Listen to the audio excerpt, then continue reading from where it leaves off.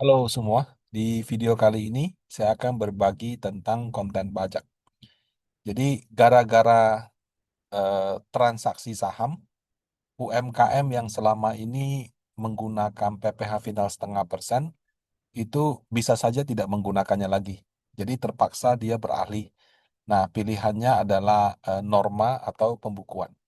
Di bagian satu ini saya akan membahas dengan norma atau NPPN. Nah, jadi eh, di beberapa waktu lalu kan ada diskusi yang cukup intens ya tentang status seorang wajib pajak orang perorangan itu bisa pakai PPh final 0,5% apa tidak. Nah, kalau dulu kan lebih longgar, sekarang diatur lebih ketat gitu. Jadi 4,8 M itu nanti diuji. Eh, Kalau suami istri, kalau sama-sama pengusaha digabung. Nah, kemudian kalau dia ada beberapa PT, PT-nya juga mungkin berpotensi diuji gitu. Nah, yang satu yang agak abu-abu itu adalah kalau misalkan si pengusaha UMKM tersebut dia melakukan transaksi saham secara aktif gitu. Dan omset transaksi sahamnya itu besar.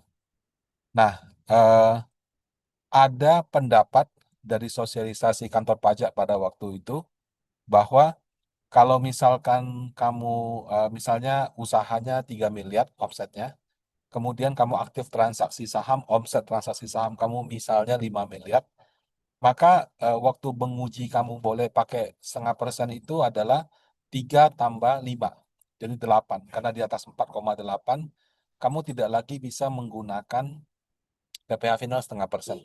Tapi tidak berarti transaksi sahamnya kena PPh final 0,5% atau progresif, enggak. Transaksi sahamnya tetap final, cuma hak kamu menggunakan PPh final 0,5% itu jadi hilang gitu. Nah, tentang hal tersebut itu masih abu-abu. Jadi sebagian mengatakan ya kalau sahamnya itu usaha, cuma definisi usaha itu benar-benar tafsiran pribadi dari si wajib pemeriksa pajaknya. Ada juga yang mengatakan tidak dong, itu kan final gitu ya. Nah, karena masih abu-abu, artinya kamu bisa diminta untuk lapor dengan PPh final. Bisa juga kamu tidak boleh lagi. Nah, kalau sudah tidak boleh lagi, pilihannya ada dua. Kamu menggunakan norma atau NPPN, atau yang kedua kamu menggunakan pembukuan. Nah, karena proses di dua ini cukup panjang ya, jadi saya bagi jadi dua bagian. Bagian satu ini membahas tentang tata cara pelaporan omset usaha dengan MPPN atau norma di Cortex. Jadi sebelum lapor kita mesti buat suatu asumsi dulu. Jadi saya menggunakan asumsi bahwa yang melapor ini adalah wajib pajak orang perorangan (WPOP), istrinya ibu rumah tangga dengan satu anak. Kemudian suami istri ini mereka tidak ada perjanjian pisah harta, juga tidak ada memilih terpisah.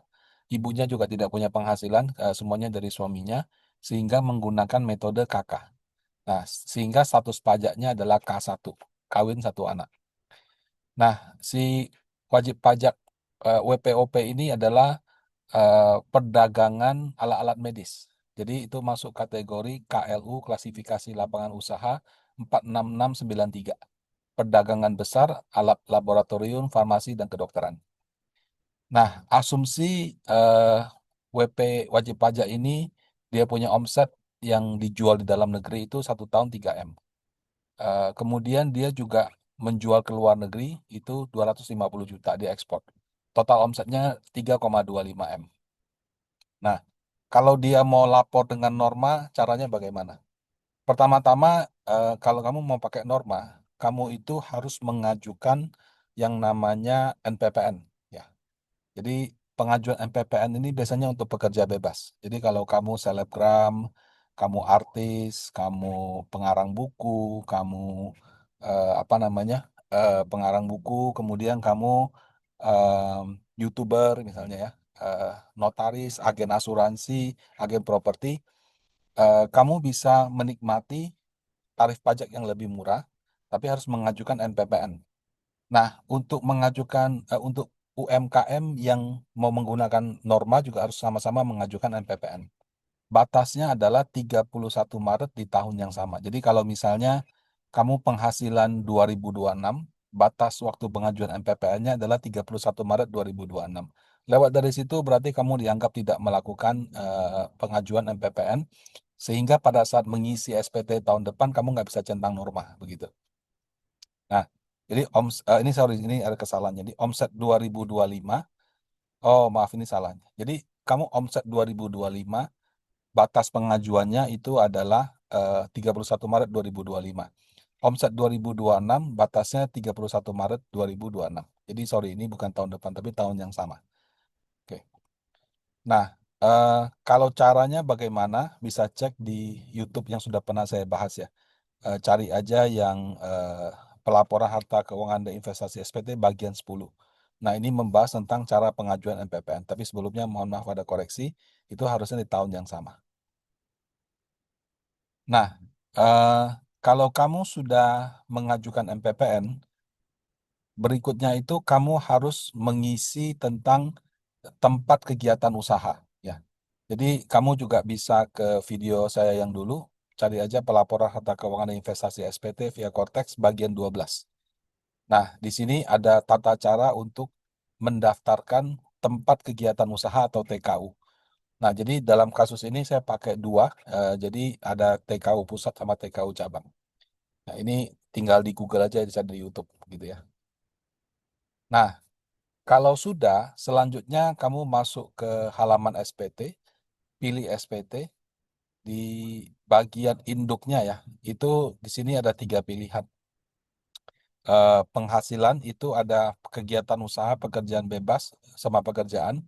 Kalau misalnya kamu UMKM, mau norma, mau final, mau yang pembukuan, centang kegiatan usaha. Nah, kemudian di samping itu ada metode pembukuan atau pencatatan. Ada tiga pilihan, pembukuan style cell accrual, pembukuan style cell kas, sama pencatatan. Nah, kalau style cell accrual itu misalnya gini, kamu dapat project nilainya 100 juta, dicicil 80 juta tahun 2026, sisanya 20 juta di 2027. Kalau kamu accrual, kamu ngakui 100 juta sebagai pendapatan, walaupun 20 jutanya kamu terimanya tahun depan. Nah, kalau style cell cash itu kamu mengakui pendapatan yang kamu terima uangnya di tahun yang sama. Jadi kalau pendapatannya belum masuk, kamu tidak akui sebagai pendapatan. Nah, ini untuk pembukuan sih. Nah, kalau kamu menggunakan norma, pilihnya pencatatan. Ya, nah itu. Itu kalau misalnya untuk yang UMKM norma.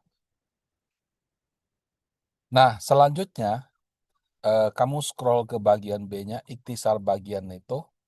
Yang satu B2-nya itu ada tiga pilihan. Kamu pilih, ya saya termasuk orang pribadi pengusaha tertentu. Kemudian di satu B3-nya pilih, ya saya berhak menggunakan MPPN. Nah, kalau kamu tidak mengajukan MPPN di tahun lalu, ini kamu nggak bisa pilih. Jadi nggak bisa. Tapi kalau kamu sudah mengajukan, bisa. Kebetulan saya tahun lalu, saya kan juga ada kayak penghasilan dari misalnya YouTube, monetize gitu.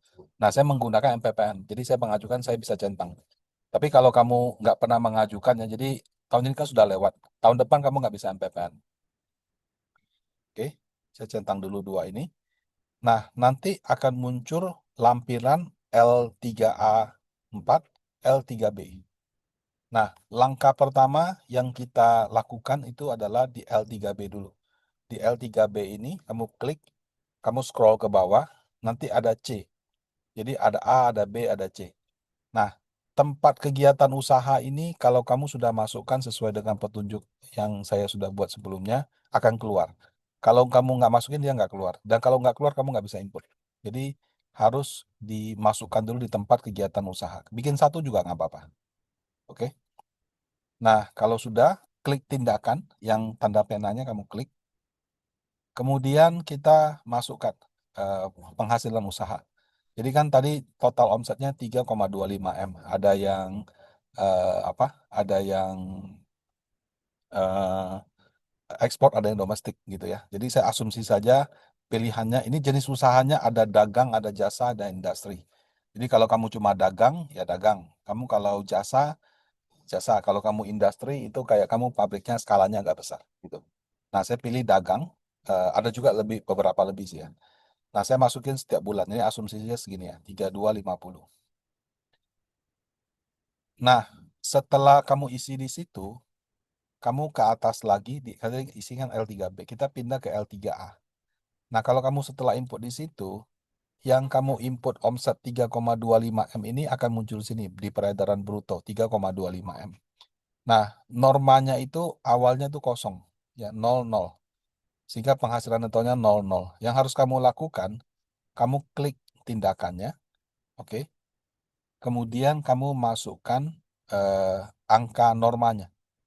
Nah, di sini saya input 25%. Jenis usaha atau pekerjaan bebasnya dagang. Penghasilan brutonya berasal dari yang L3B yang tadi kita input. Nah, ini 25% keluar 812 juta 500 ribu. Nah, 25% ini dapat dari mana, Pak? Ini ada satu file, ya kamu Google aja. Judulnya gini, Daftar Persentase NPPN Wajib Pajak Orang Pribadi yang Menghitung Netonya dengan Menggunakan NPPN. Jadi, kurang lebih kamu Google aja misalnya eh, norma pajak, terus misalnya usahanya apa gitu, perdagangan alat medis gitu. Ya, contoh misalnya kamu ketik di sini eh, norma pajak usaha alat usaha dagang alat medis. Nah, kalau kamu Google seperti itu, nah itu ada eh, per 17 tahun 2015. Nah, inilah dokumen yang saya maksud. Ya, ini ada banyak sekali, ada ribuan ya. Nah, jadi kita masukkan sesuai dengan bidang usaha yang kita kerjakan. Nah, jadi kalau di sini tadi kan saya usahanya dagang alat medis. Jadi yang cocok itu yang ini KLU 46693. Perdagangan besar alat laboratorium, farmasi dan kedokteran. Nah, di sini ada tulisan 10 ibu kota provinsi, ibu kota provinsi lainnya, daerah lainnya.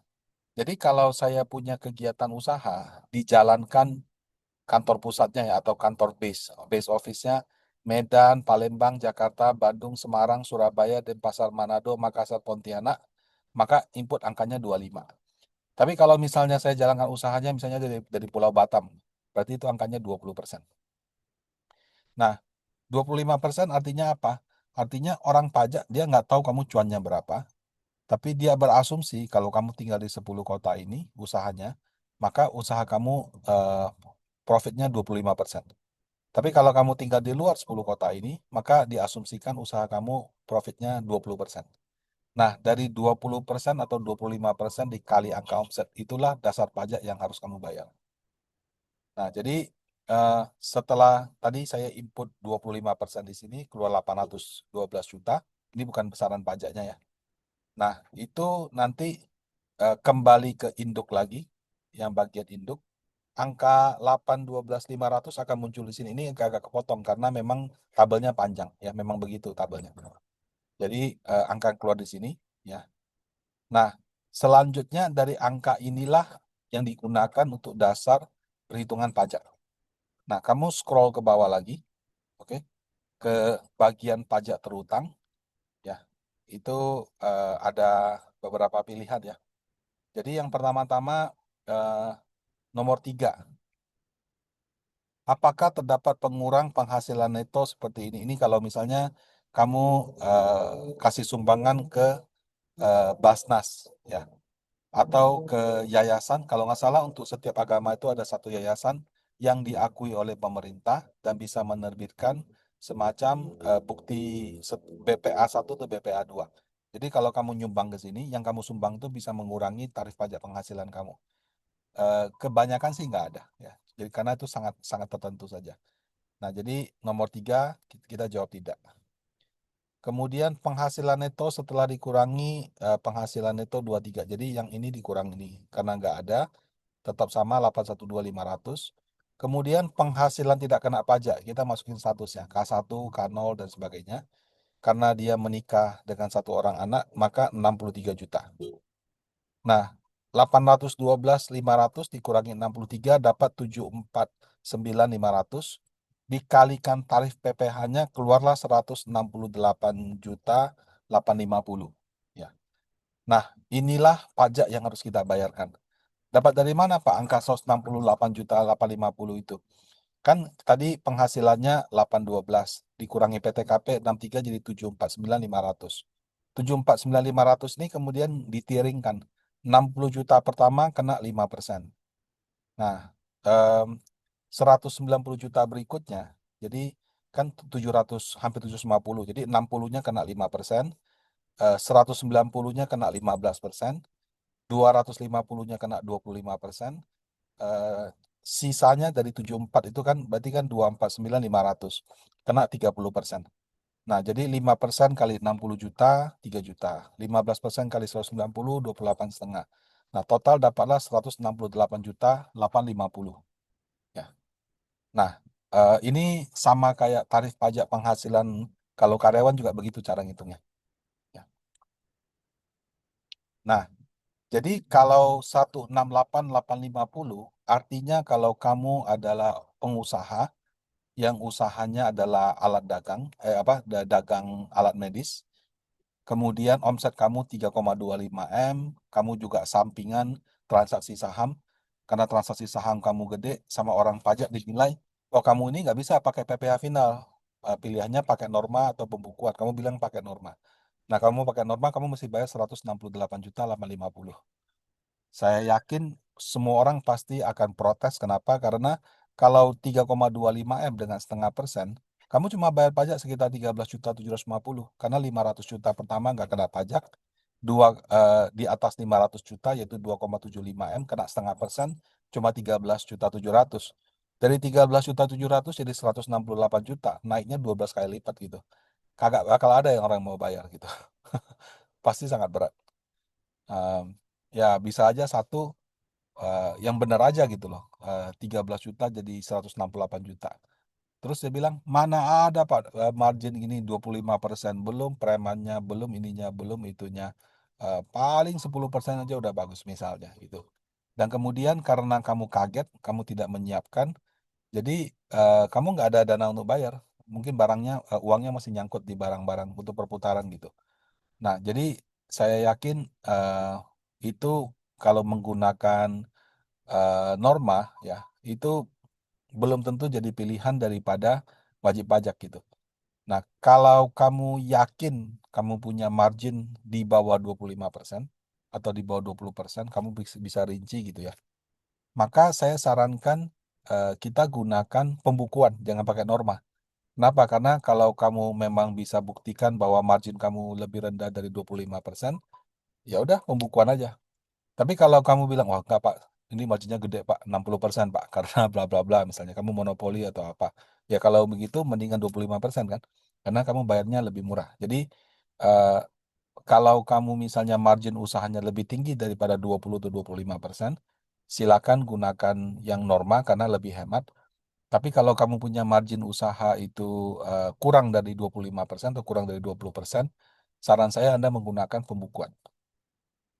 Nah, eh, pembukuan itu kurang lebih caranya agak beda dengan di atas karena dia nggak ambil dari omset, dia ambil dari omset dikurangi biaya-biaya. Jadi ada proses untuk menginput pendapatan dan biaya lebih rinci. Nah, lebih lanjut tentang eh, cara input UMKM pembukuan dengan Cortex akan dibahas di bagian 2. Untuk bagian pertama ini kalau ada pertanyaan bisa silakan di kolom chat gitu. Sorry, di kolom komen ya. Nah, demikian. Terima kasih. Semoga bermanfaat.